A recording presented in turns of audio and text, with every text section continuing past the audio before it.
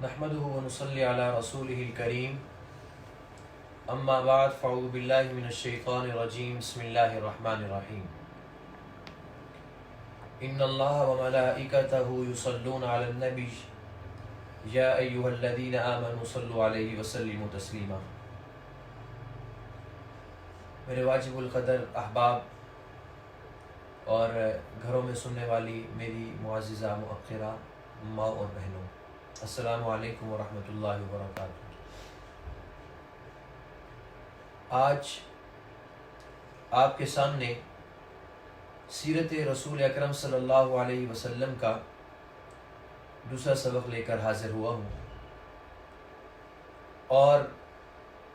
آج کا جو ہمارا سبق ہے وہ ہے عام الفیل اور حضور دو عالم صلی اللہ علیہ وسلم کی ولادت۔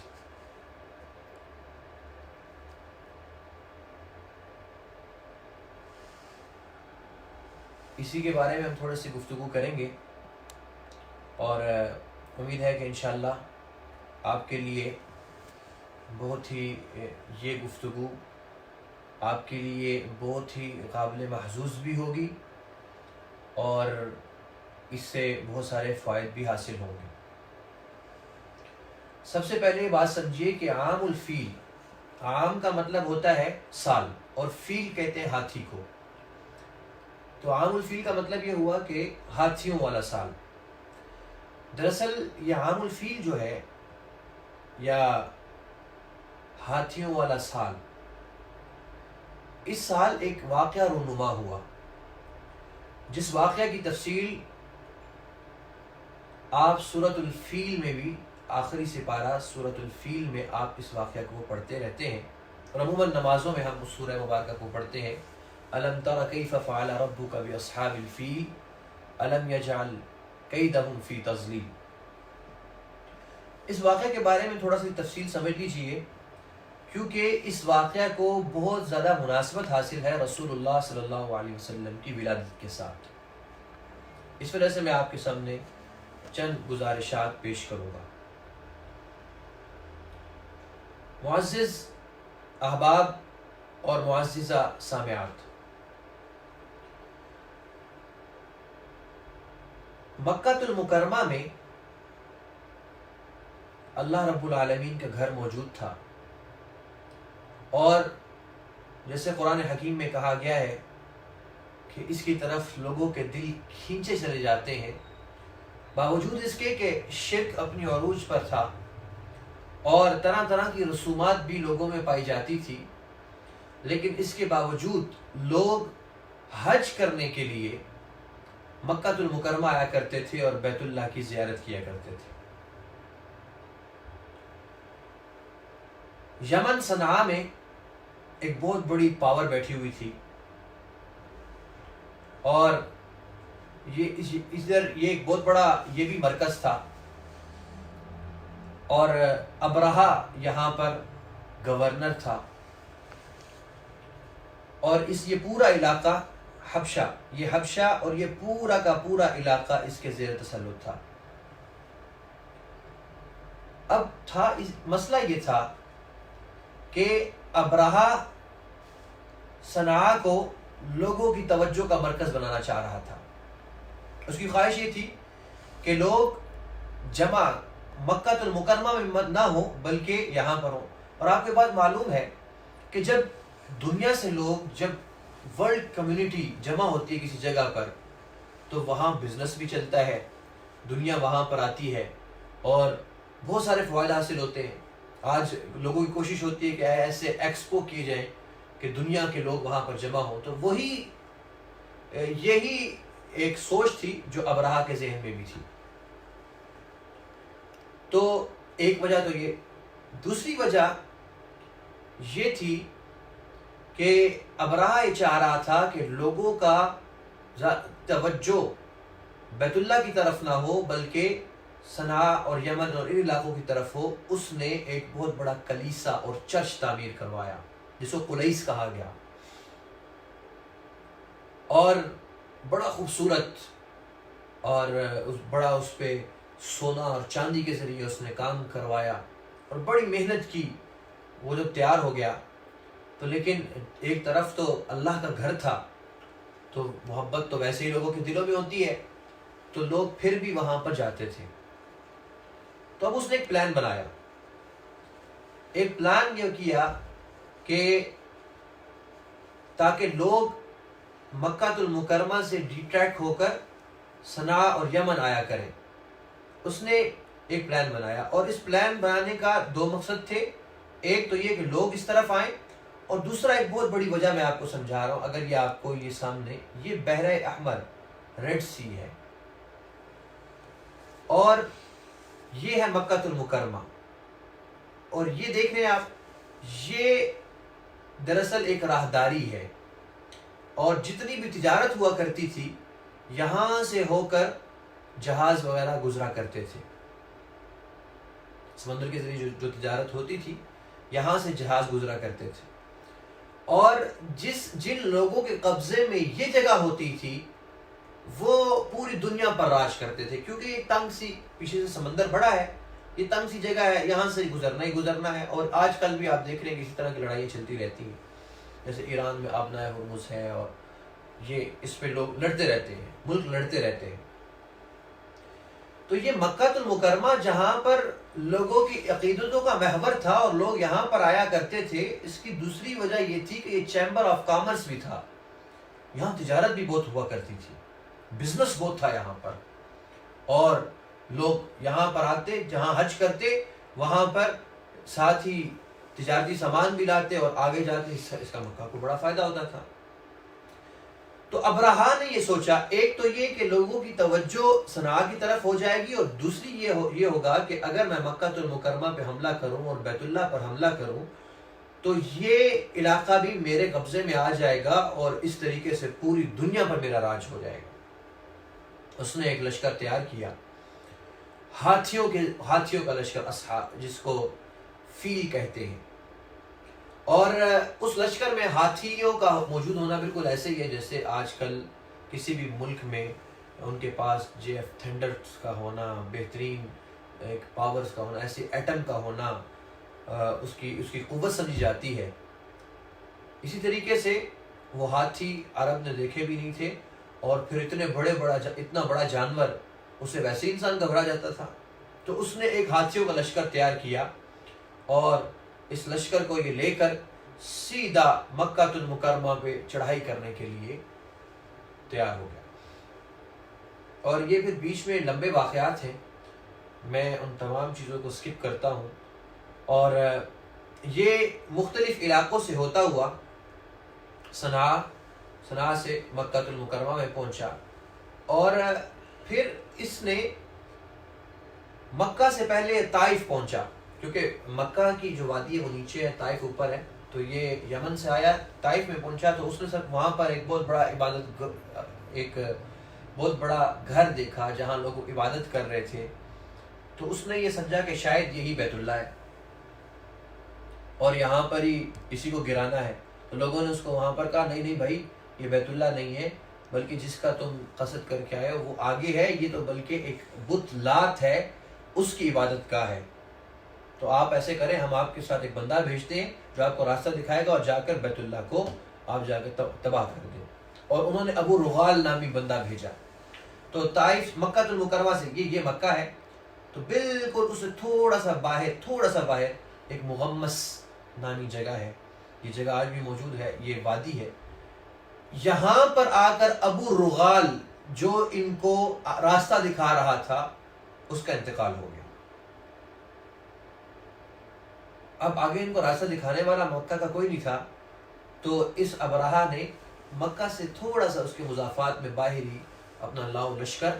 وہاں پر اس نے کہا کہ بھائی یہاں پر ہی سارے رکو، اور چند لوگوں کو آگے بھیجا اور کہا کہ جاؤ جا کر مکہ کو دیکھ کے آؤ اور دیکھو کہ بیت اللہ کہاں پر ہے، تاکہ اس کو ہم اسٹریٹجی بنائیں اور پھر اس کے اوپر ہم حملہ کریں۔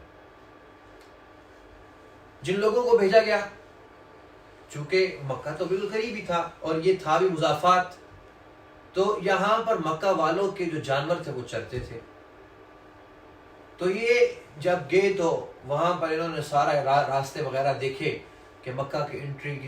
انٹری کے کون سے راستے ہیں، بیت اللہ تک ہم کیسے پہنچیں گے۔ دوسری طرف انہوں نے کیا کیا کہ جو اس کے مضافات میں جو چراگاہ تھی، مکہ کے لوگوں کے جانور چر رہے تھے، ان کو بھی انہوں نے لیا اور اپنے بادشاہ کے اور اس کو خوش کرنے کے ابرہہ کو خوش کرنے کے لیے وہ سب کے سب لے کر پہنچ گئے۔ اتفاق سے ان جانوروں میں 200 اونٹ حضرت عبد المطلب کے بھی تھے، جو کہ بیت اللہ کے متولی تھے اور رسول اللہ صلی اللہ علیہ وسلم کے دادا محترم تھے۔ حضرت عبد المطلب کو جب پتہ لگا تو انہوں نے تیاری کی اور اس سے بات کرنے کے لیے پہنچے ابرہہ سے۔ ابرہہ آیا، ابرہہ کے دربار میں پہنچے تو حضرت عبد المطلب بڑے خوبصورت تھے، بڑا بہترین ان کا چہرہ تھا اور بڑی خوبصورت ان کی شخصیت تھی۔ ابرہہ جو ہی اس نے حضرت سیدنا عبد المطلب کو دیکھا تو وہ بہت ہی متاثر ہوا اور اپنے تخت سے نیچے اتر آیا، اور اس نے اپنے ترجمان سے کہا کہ بھائی پوچھو کہ یہ بزرگ کیا چاہتے ہیں۔ تو حضرت سیدنا عبد المطلب نے فرمایا کہ بھائی تمہارے لوگوں نے مکہ کے ارد گرد ہمارے جانور چر رہے تھے، تمہارے لوگوں نے وہ جانور اپنے قبضے میں لے لیے، اس میں میرے بھی 200 اونٹ تھے، وہ بھی قبضے میں لے لیے گئے، تو میرے 200 اونٹ واپس کرو۔ تو جب یہ سننا تھا تو ابرہہ نے ترجمان سے کہا ان سے کہو کہ جب آپ میرے دربار میں داخل ہوئے نا تو میں آپ سے بڑا متاثر ہوا، لیکن جب میں نے یہ سنا کہ آپ کو تو فکر ہی نہیں ہے، میں بیت اللہ کو گرانے آیا ہوں جس کے آپ متولی ہیں، اس کے بارے میں آپ میرے سے بات بھی نہیں کر رہے اور آپ کو اپنے اونٹوں کی پڑی ہوئی ہے، تو اب میرے دل میں آپ کو کوئی قدر اور احترام، واپس رہ جائے، کوئی اونٹ نہیں۔ تو حضرت سیدنا عبد المطلب نے بڑا تاریخی جواب دیا، کہا یا ابرہہ انا رب الابل ورب البیت ربہ، ارے ابرہہ میں تو اونٹوں کا مالک ہوں، باقی بیت اللہ کا مالک کوئی اور ہے، وہ جانے، اس کا کام جانے، چونکہ میں اونٹوں کا مالک ہوں اس وجہ سے تم سے بات کرنے آیا، باقی بیت اللہ کا جو مالک ہے وہ تم سے خود ہی نمٹ لے گا۔ تو یہاں پر طیش میں آ گیا اور اس نے بڑی زہریلی گفتگو کی ابرہہ نے، اور کہا کہ چلے جائیے آپ یہاں سے، اور اب آپ دیکھیے کہ ہم کس طرح سے حملہ کرتے ہیں اور بیت اللہ کی اینٹ سے اینٹ بچا کے رکھتے تھے۔ حضرت سیدنا عبد المطلب وہاں سے واپس ہوئے، سب لوگوں کو کہا کہ بھائی اپنا مکہ کو چھوڑ دو اور یہ اس کے ارد گرد پہاڑ ہیں ان کے اوپر چڑھ جاؤ۔ سب لوگوں کو گھروں سے نکالا، گھروں کو خالی کیا اور خود اپنے خاندان کو لے کر بیت اللہ میں تشریف لے آئے اور ملتزم پر پہنچے اور بیت اللہ کا غلاف پکڑ کر اللہ رب العالمین سے دعا کی اور بڑی درد کے ساتھ دعا کی کہ یا اللہ ہر کوئی شخص اپنے گھر کی فکر کرتا ہے، آج ہم بے بس اور لاچار ہیں، یہ ابرہہ تیرے گھر پر دھاوا بولنے کے لیے آیا ہے، اس کو تو ختم فرما دے، اپنی قدرت سے ختم کر دے اور یہ باقی نہ رہے، اور آج تاکہ ہم تماشا دیکھیں۔ یہ خوب دعا کی، دعا کرنے کے بعد خود بھی حضرت سیدنا عبد المطلب تشریف لے گئے پہاڑ پر۔ ادھر سے ابرہہ تیار ہوا،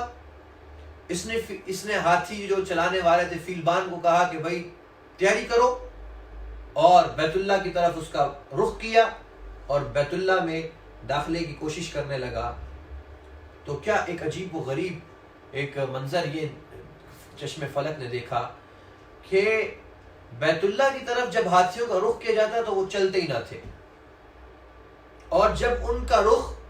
واپس یمن کی طرف کیا جاتا تو بھاگنا شروع کر دیتے۔ تو فیلبان نے وہ بڑی کوششیں کی اور اس کو باندھا اور بڑی کوشش اور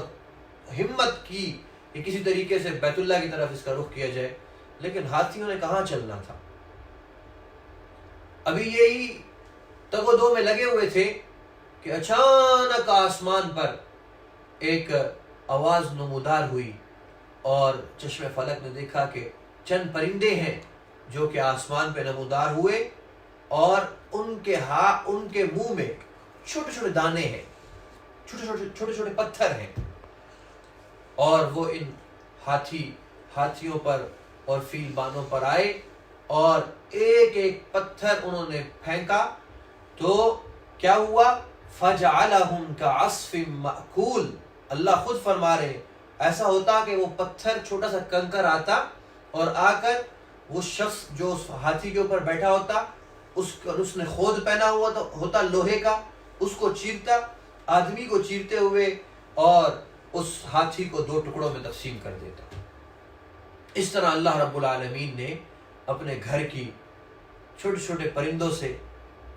جن کو الم تر کیف فعل ربک باصحاب الفیل، قرآن حکیم میں اللہ رب العالمین نے اسی واقعے کو ذکر کیا، چھوٹے چھوٹے پرندوں سے اللہ تعالیٰ نے اپنے گھر کی حفاظت فرمائی اور بتا دیا کہ میں کسی چیز کا محتاج نہیں ہوں۔ اور سامعات و سامعین، آپ تو اس چیز سے بخوبی آگاہ ہیں، اور یہ واقعی حقیقت ہے، کیونکہ ہم جب پچھلے دنوں بیت اللہ کا طواف رکا تو ایک سامنے ویڈیو آئی تھی جس میں پرندے طواف کر رہے تھے، تو اس کی میں نے باقاعدہ تحقیق سعودیہ میں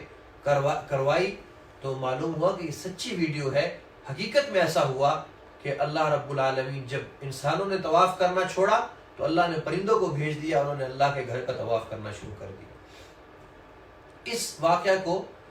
فیل کہا جاتا ہے، اور یہ وادی محصر ہے، یہ جو آپ کے سامنے نظر آ رہی ہے یہ وادی ہے، یہ منا، یہ مزدلفہ اور عرفات کے بیچ میں، جن کو اللہ تعالیٰ نے حج کی توفیق دی ہے ان کو معلوم ہوگا، یہ وہ وادی ہے جہاں پر یہ جو ہاتھی والے تھے، یہاں پر ان پر اللہ کا عذاب آیا۔ اس واقعہ کے تقریباً 50 یا 55 دن کے بعد، 50 یا 55 دنوں کے بعد، اچھا اب اس میں روایات بہت مختلف ہیں، چونکہ یہ سیرت ہے اور اس میں بعض لوگوں کے نزدیک 9 ربیع الاول، بعض کے نزدیک 12 ربیع الاول، لیکن جو زیادہ راجح ہے وہ ہے 12 ربیع الاول، بروز پیر، اور رسول اللہ صلی اللہ علیہ وسلم کی پیدائش ہوئی 20 اپریل 571 عیسوی۔ یہ آپ علیہ السلام کی پیدائش، یہ اصل میں نے آپ کو واقعہ فیل سنایا بھی اس وجہ سے ہے کیونکہ اسی سے حضور علیہ السلام کی پیدائش کا علم ہوتا ہے، اس کے بعد اس تاریخ یاد رہتی ہے۔ اور آپ علیہ السلام کی جو پیدائش مبارک ہوئی اس کے بارے میں بھی بڑے عجیب و غریب واقعات، ابن سعد نے طبقات میں، جو سیرت کی بڑی عظیم کتاب ہے، اس میں وہ یہ لکھتے ہیں، حضرت آمنہ فرماتی ہے سلام اللہ علیہ، کہتی ہیں کہ پیدائش سے قبل جب رسول اللہ صلی اللہ علیہ وسلم حضرت آمنہ کی گود میں تھے، حضرت آمنہ کے پیٹ میں تھے، فرماتی ہیں کہ میں عجیب و غریب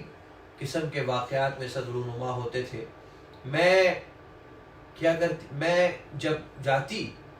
اور اگر میرے پاؤں کے نیچے کوئی سخت پتھر بھی آ جاتا تو وہ موم کی طرح میرے پاؤں کے نیچے نرم ہو جایا کرتا تھا۔ فرماتی ہے کہ میرے یہ بیٹے، یعنی جناب سرور دو عالم، جناب سرکار دو عالم صلی اللہ علیہ وسلم، میرے یہ بیٹے ابھی میری گود میں آئے نہیں تھے، دنیا میں تشریف نہیں لائے تھے، تو بہت دفعہ ایسا ہوتا تھا کہ میں جایا کرتی پانی بھرنے کے لیے، تو خواتین کنویں میں پانی بھرا کرتی تھی، تو جب وہ پانی بھرتی تھی تو وہ مشکیزے کو ڈالتی، ڈول کو ڈالتی تھی اور اس کو کھینچتی وہ پانی بھرا کرتی تھی، لیکن جب میں جاتی تھی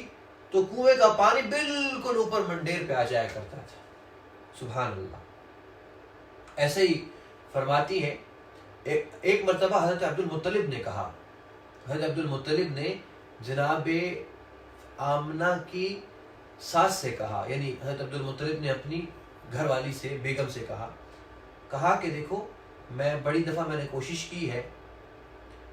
یہ آمنہ سے عجیب و غریب قسم کی خوشبو آتی ہے، آپ اسے کہیں کہ یہ جب باہر جاتی ہیں تو خوشبو ایسے استعمال نہ کیا کریں،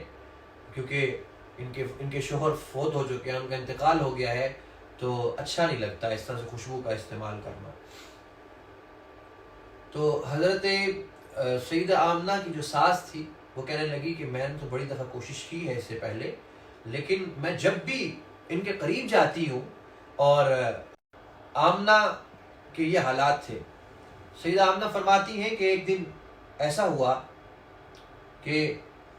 میں جب پیدائش کا وقت قریب تھا تو اچانک یہ بچہ جب دنیا میں آیا تو عجیب و غریب قسم کے واقعات رونما ہوئے۔ فرماتی ہیں کہ جب رسول اللہ صلی اللہ علیہ وسلم پیدا ہوئے تو اچانک میں نے کیا دیکھا کہ میرا جو گھر ہے اس کا چھت پھٹی، اور اتنا نور نکلا، اتنا نور نکلا، اتنا نور نکلا کہ اس نے ہر جگہ کو روشن کر کے رکھ دیا۔ اور رسول اللہ صلی اللہ علیہ وسلم جب تشریف دنیا میں لے کر آئے تو میں حیران تھی کہ ہر طرح کی غلاظت سے پاک خوبصورت جسم اور خوشبودار جسم تھا۔ اور آپ علیہ السلام نے تشریف لے کے آئے، سب سے پہلے آپ نے باوجود کہ اس کے کہ آپ بہت ہی چھوٹے تھے، شیر خوار تھے، اس کے باوجود آپ علیہ السلام نے سب سے پہلے سجدہ کیا۔ اور سیدہ آمنہ فرماتی ہیں کہ جس دن سے میری گود میں یہ میرا بچہ آیا، اسی دن سے میں نے سمجھ لیا کہ اللہ نے میری گود میں ایک بہت عظیم انسان اس نے مجھے عطا کر دیا ہے۔ تو اس طریقے سے 12 ربیع الاول اگر اس مشہور روایت کو لیا جائے، بروز پیر 20 اپریل 571 عیسوی آپ صلی اللہ علیہ وسلم کی پیدائش ہے۔ اور رسول اللہ صلی اللہ علیہ وسلم کے پیدا ہونے کے بعد جو روایات ہیں، آتش کدہ ایران، آتش کدہ جہاں پر آگ روشن ہوتی ہے اور جہاں پر یہ عبادت کیا کرتے تھے، آگ کی عبادت کرتے تھے۔ اور آپ کو معلوم ہے، جیسے میں نے آپ کو کل بھی بتایا کہ ایرانی اور یہ مجوسی لوگ آگ کی عبادت کرتے تھے، اور جب عبادت اس کی کرتے تھے تو اس کو بجھنے نہیں دیا کرتے تھے۔ تو کیا دیکھتے ہیں، جب رسول اللہ صلی اللہ علیہ وسلم کی پیدائش ہوئی تو اچانک یہ آگ جو تھی، جو بھڑک رہی تھی اور پچھلے 1000 سال سے مسلسل بھڑک رہی تھی، اچانک بجھ گئی۔ اور دوسری طرف کسرا جو بہت بڑا بادشاہ تھا اور ایک سپر پاور تھی اس کے محل میں کنکرے تھے، جیسے سٹون جس طرح ہوتا ہے نا، اس طرح سے 14 کنکرے تھے، وہ دھڑم سے کر کے زمین پر گر گئے۔ اور روایات میں ہے جس دن رسول اللہ صلی اللہ علیہ وسلم کی پیدائش ہوئی، اس دن ایک سمندر کی مچھلیوں نے جا کر دوسرے سمندر کی مچھلیوں کو مبارکباد دی۔ سبحان اللہ۔ اور رسول اللہ صلی اللہ علیہ وسلم کی پیدائش ہوئی، اچانک جو بیت اللہ کے اندر بت تھے ان کے اندر سے آوازیں آنا شروع ہو گئی۔ تو یہ سارے واقعات رونما ہوئے، پوری دنیا پہ ایک اثر پڑا۔ اور یہود چونکہ بہت بڑے عالم تھے اپنی کتاب کے، تو جو واقعات رونما ہوئے ان سے ان کو معلوم ہو گیا کہ آج کسی بڑے کی پیدائش ہوئی ہے۔ تو آپ علیہ السلام کا جو پیدائش ہے، اس کے متعلق میں تھوڑی سی آپ کو تفصیل بتانا چاہ رہا ہوں کہ یہ نقشہ ہے پرانا، ایک میں نے ڈھونڈا، یہ مولد النبی ہے۔ یہاں پہ یہ بیت اللہ ہے اور یہ وہ گھر ہے جس کو مولد النبی کہا جاتا ہے۔ یہاں پہ رسول اللہ صلی اللہ علیہ وسلم کی پیدائش ہوئی۔ اسی طریقے سے یہ آپ دیکھیے کہ مولد الرسول یہ وہ جگہ ہے جہاں آپ علیہ السلام کو اللہ رب العالمین نے اس مبارک زمین پر اللہ رب العالمین نے بھیجا۔ یہ آج بھی اگر آپ تشریف لے جائیں، یہ کسی ریئل تصویر ہے شعب ابی طالب، اور اس کے قریب یہ آج بھی اگر آپ تشریف لے جائیں تو جب آپ صفا مروہ کی طرف سے نکلتے ہیں اور شعب ابی طالب کی طرف جائیں تو اس سے پہلے یہ ایک مکتبہ مکۃ المکرمہ آتا ہے۔ چونکہ یہ جگہ بڑی مشہور ہو گئی، پھر لوگوں نے یہاں جانا شروع کر دیا تو انہوں نے باہر لکھ کے لگا دیا کہ یہ کسی قسم کی اس طرح کی چیز ثابت نہیں ہے، لیکن حقیقی بات یہ ہے کہ یہ جو جگہ ہے یہ مکتبہ بنا ہوا ہے، لائبریری بنی ہوئی ہے، لیکن یہ حقیقی بات ہے کہ یہی وہ جگہ ہے جہاں حضرت آمنہ کا گھر تھا اور رسول اللہ صلی اللہ علیہ وسلم کی یہاں پر پیدائش ہوئی۔ انشاءاللہ ہم اپنی کل کی مجلس میں آپ علیہ السلام کی پیدائش کے بعد آپ کا جو نام رکھا گیا اور پھر اس کے بعد رسول اللہ صلی اللہ علیہ وسلم کا عقیقہ ہوا اور پھر آپ کی پرورش کے لیے جو حضرت حلیمہ سعدیہ کے گھر آپ تشریف لے گئے، انشاءاللہ کل کی مجلس میں اس کو بیان کریں گے۔ امید ہے کہ یہ آپ کے لیے بہت ہی فائدہ مند یہ سلسلہ ہے، تو آپ سے میری گزارش یہ ہے اس سلسلے کے ساتھ جڑے رہیے اور اللہ رب العالمین تاکہ ہمیں صحیح معنوں میں، اور آپ جب بیٹھتے ہیں اس میں یہی نیت بھی ہونی چاہیے، ہم رسول اللہ صلی اللہ علیہ وسلم کو جان ہی اس وجہ سے رہے ہیں تاکہ ہمیں آپ علیہ السلام سے محبت ہو۔ تو یہ سلسلہ ہم یہاں مکمل کرتے ہیں، دعا کر لیں اور پھر انشاءاللہ کل اسی وقت آپ کے سامنے حاضر ہوں گے۔ دعا کر لیجئے۔ الحمدللہ رب العالمین والعاقبۃ للمتقین والصلاة والسلام علی اشرف الانبیاء والمرسلین الہ العالمین یا ارحم الراحمین۔ اس سیرت النبی صلی اللہ علیہ وسلم کو جو سلسلہ شروع کیا ہے، یا اللہ اس کو اپنی بارگاہ میں قبول فرما۔ اے میرے رحیم اللہ، کریم اللہ، بہت سارے لوگ اس سلسلے سے جڑے ہوئے ہیں، بہت ساری خواتین ہیں جو گھروں کے کام کاج چھوڑ کر اس سلسلے سے جڑے ہوئے ہیں، بہت سارے بچے سامنے بیٹھے ہوئے ہیں، یا اللہ ان کو بہت ساری باتیں سمجھ نہیں بھی آ رہی لیکن رسول اللہ صلی اللہ علیہ وسلم کی محبت میں آ کر بیٹھے ہوئے ہیں، یا اللہ ان کا بیٹھنا قبول فرما،